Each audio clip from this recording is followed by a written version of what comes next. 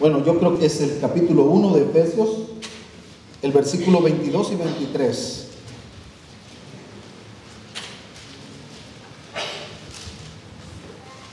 Si lo encuentra, me dice amén. La iglesia, el cuerpo de Cristo, vamos a hablar, dice: y sometió todas las cosas bajo sus pies, y lo dio por cabeza sobre todas las cosas a la iglesia, la cual es su cuerpo, la plenitud de aquel que todo lo llena en todo. Repita conmigo la palabra plenitud. La palabra plenitud significa como la totalidad, todo, ¿verdad? En un sentido completo, la plenitud. En este caso,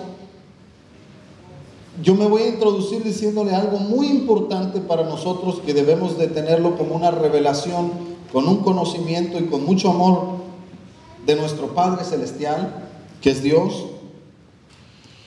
Que la Biblia dice en Efesios que Dios, el Padre, antes de la fundación del mundo, antes de que el mundo fuese hecho o fuese creado por Dios, el mundo y el universo, Dios tenía en su corazón un proyecto, un plan. El plan, y dice la palabra, el plan escondido en Dios y en Cristo desde antes de la fundación del mundo. El plan de Dios. La razón por la cual Dios creó el universo y la tierra es porque Él tuvo un plan en su corazón. Y la Biblia nos dice a nosotros ahora, y qué privilegio tenemos nosotros como por ser los de este tiempo, en esta generación, hermanos, porque ni aún a muchos de los profetas del Antiguo Testamento se les fue revelado lo que a nosotros se nos es revelado ahora. Porque el plan escondido en Dios desde antes de la fundación del mundo es la iglesia. La iglesia. La iglesia, el cuerpo de Cristo, la comunidad de creyentes que recibirían al Hijo de Dios, es el misterio escondido en Dios desde antes de la fundación del mundo. Imagínese, hermano, el proyecto de Dios más importante es la iglesia de Cristo. El corazón del Padre, su proyecto, su deseo, su anhelo está en la iglesia de Jesucristo. No está en sí en la cruz del Calvario, sino en el resultado de la muerte de su Hijo en la cruz del Calvario. ¿Qué surgiría después de que Cristo muriera en la cruz? La iglesia de Cristo es el proyecto del Padre más importante.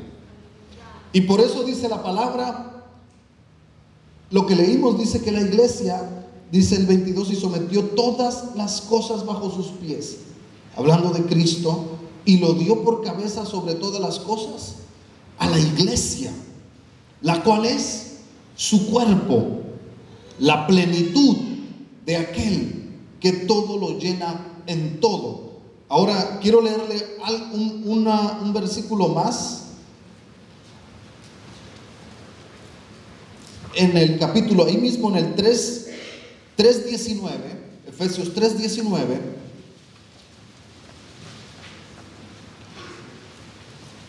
bueno, 17 al 19 dice, hoy vamos a leer mucho la Biblia, así que póngaseme listo ahí, hermano, porque va a ver cómo la palabra nos lo enseña muy bonito eso.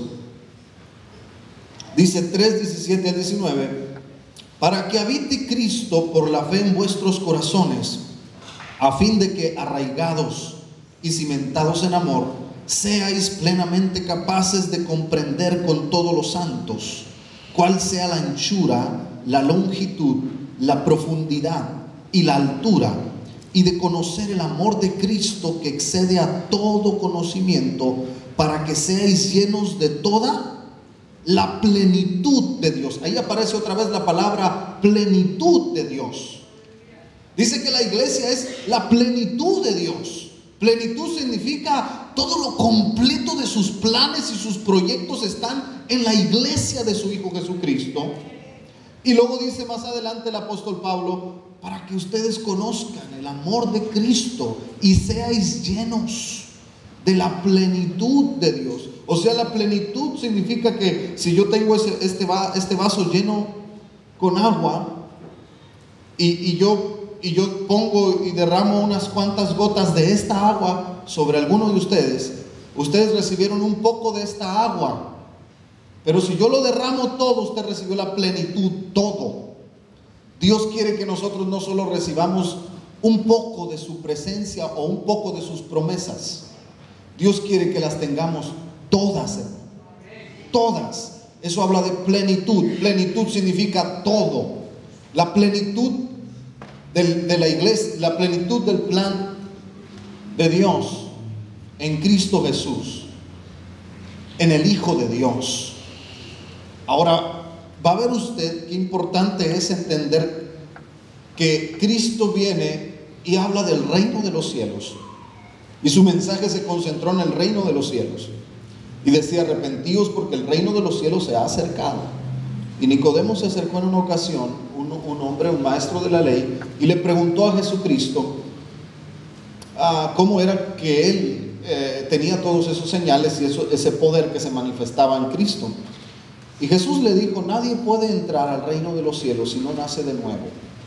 Y el que no nace del agua y del Espíritu no puede entrar al reino de los cielos. Entonces Cristo empieza a hablar de un reino donde todos están afuera y nadie ha entrado todavía. Pero Él trajo ese reino. Un reino, el reino de Dios, reino de los cielos, reino de Dios. Cristo trajo el reino y empieza a predicar del reino. Pero el reino está invitando a todos los humanos a que entren al reino. Pero Cristo dice que nadie puede entrar al reino si no nace de nuevo. Entonces quiere decir que lo maravilloso de Dios y las bendiciones que nosotros necesitamos es estar en el reino. Amén. Por ejemplo, Génesis nos habla del Edén. Adán estaba en el Edén, dentro del Edén, y dentro del Edén estaba su esposa también, y dentro del Edén ellos lo tenían todo y no les faltaba nada. El pecado y Satanás lo que hicieron fue sacarlos de el Edén, el huerto de Dios. Fueron sacados de ahí, y cuando fueron, el pecado, fíjese, originó que fueran expulsados, ¿verdad? Ahora, cuando ellos fueron expulsados a causa del pecado, perdieron todo y se quedaron ellos sin nada de lo que tiene que ver con Dios. Perdieron la presencia de Dios y perdieron todos los privilegios que da el tener la presencia de Dios.